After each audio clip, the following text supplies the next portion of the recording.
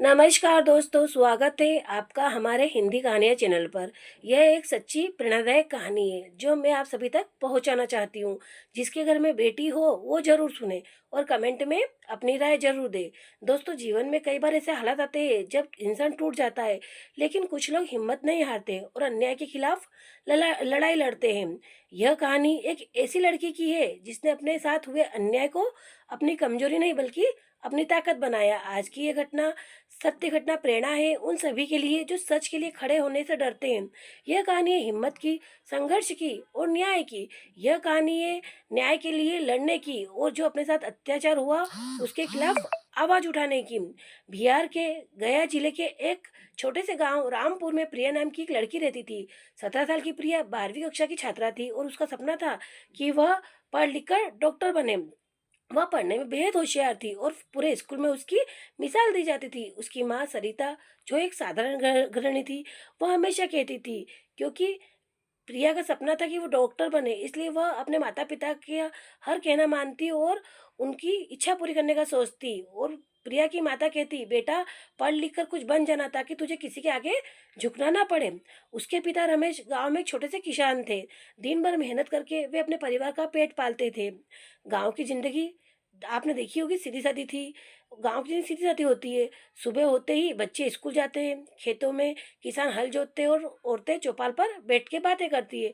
लेकिन किसे पता था कि ये सुकून ज्यादा दिनों तक टिकने वाला नहीं है, क्योंकि गांव में एक सादगी रहती है। गांव के लोगों का माहौल बहुत ही सादा रहता है, वह सादगी से भरा हुआ रहता है।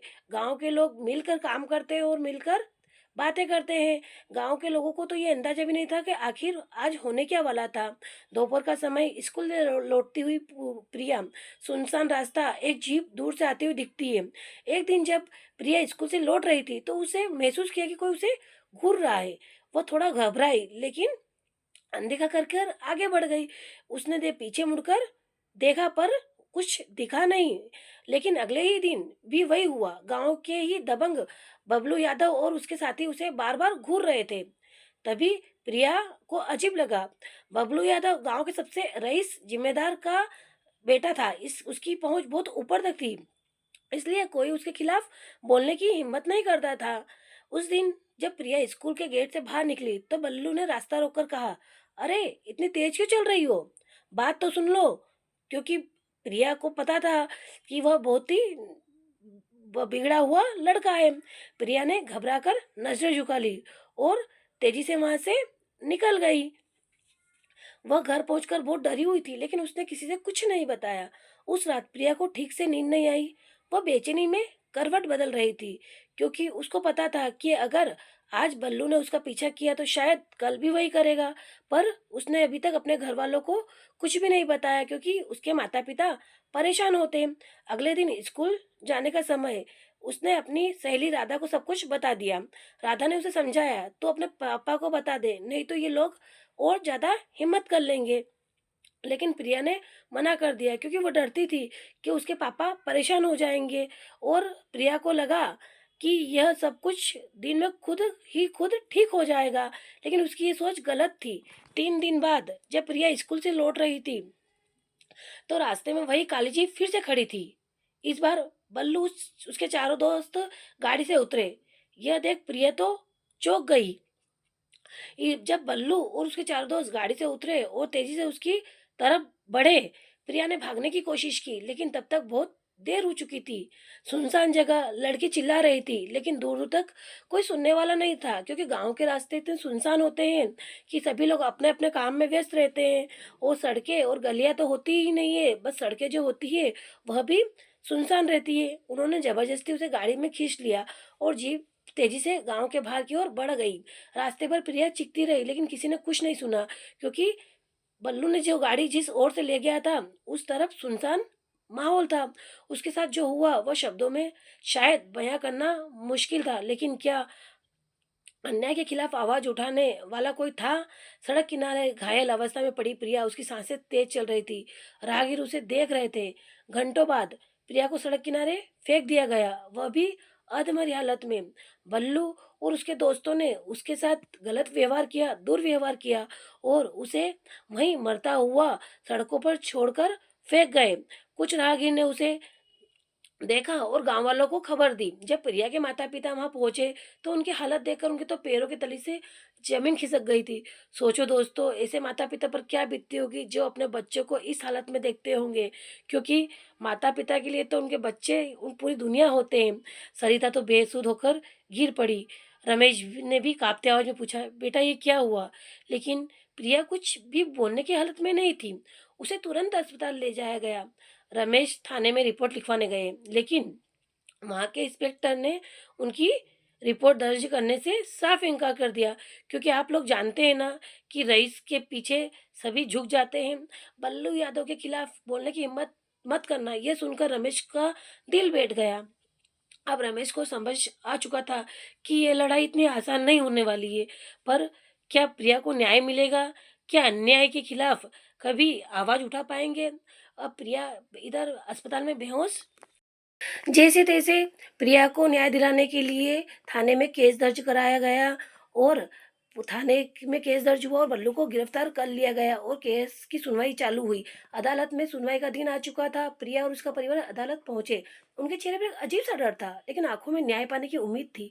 दूसरी ओर बल्लू यादव अपने प्रभावशाली वकील के साथ खड़ा था, क्योंकि वो तो बिल्कुल तरह से बेफिक्र था, क्योंकि उसे पता था कि गांव वाले कोई भी उसके खिलाफ गवाही नहीं देंगे और वह बच के निकल जाएगा। बल्लू यादव ने बेफिक्री से चारों ओर देखा, जैसे उसे यकीन था कि वह बच जाएगा, उसे उसका वकील जरूर बचा लेगा। बल्लू के वकील ने पूरी कोशिश की कि मामला खारिज हो जाए। उसने तर्क दिया, ये लड़की झूठ बोल रही है, हमारे मुवक्किल को खिलाफ कोई ठोस सबूत नहीं है। लेकिन विकास कुमार ने इस केस को इतना बड़ा दिखा दिया था कि अब इसे नजरअंदाज करना मुश्किल था। न्यायाधीश ने आदेश दिया, अगली सुनवाई में सबूत और गवाहों को पेश किया जाए। यह सुनकर तो बल्लू के चेहरे की हंसी ही गायब हो गई। उसे लगा शायद अगर केस की सुनवाई आगे बढ़ जाएगी तो ये कोई ना कोई सबूत जरूर जुटा लेंगे। इधर प्रिया और उसके परिवार वालों के सामने एक सबसे बड़ी चुनौती थी कि अब सबूत जुटाना है, क्योंकि आप लोग तो जानते हैं कि गांव में बल्लू का खौफ ही इतना खतरनाक था कि कोई भी उसके खिलाफ गवाही देने के लिए तैयार नहीं था। गांव में कई लोग थे जिन्होंने उस दिन बल्लू यादव को जीप में देखा था, लेकिन डर के कारण कोई भी गवाही देने को तैयार नहीं था। लेकिन तभी रामलाल, जो एक गरीब किसान थे, आगे आए और बोले, मैंने अपनी आंखों से सब कुछ देखा था, मैं अदालत में गवाही दूंगा। यह सुनकर प्रिया और उसके परिवार को एक नई उम्मीद मिली। दूसरी ओर विकास कुमार ने सीसीटीवी फुटेज, विकास कुमार प्रिया जी का वकील था जो उसे न्याय दिलाने के लिए पूरी कोशिश कर रहा था।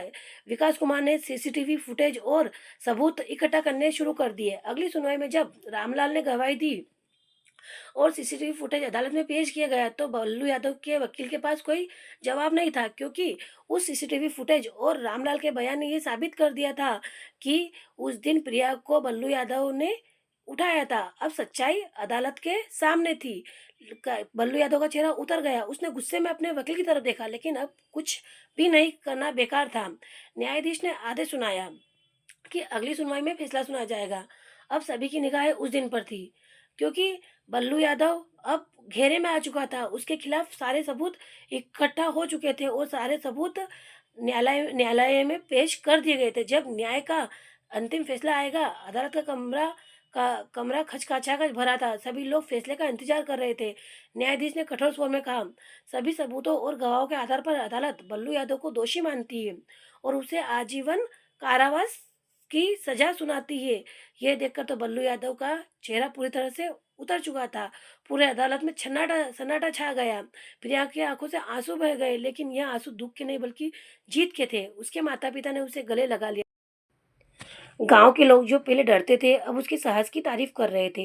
विकास कुमार ने एक मुस्कान के साथ कहा, आज न्याय की जीत हुई है और अन्याय की हार। कुछ महीनों बाद प्रिया ने फिर से अपनी पढ़ाई शुरू कर दी, क्योंकि प्रिया प्रिया का सपना था कि वह पढ़ लिख कर वकील बने। लेकिन जब से उसके साथ ये हादसा हुआ था, उसने सोचा कि मैं अब पढ़ाई करूंगी, लेकिन करके अब मैं डॉक्टर नहीं बनना चाहती। अब वो भी मजबूत बन चुकी थी। उसने फैसला किया कि वह अब एक वकील बनेगी, ताकि ऐसी घटनाओं के खिलाफ लड़ सके। गांव के लोग अब उसका सम्मान करने लगे।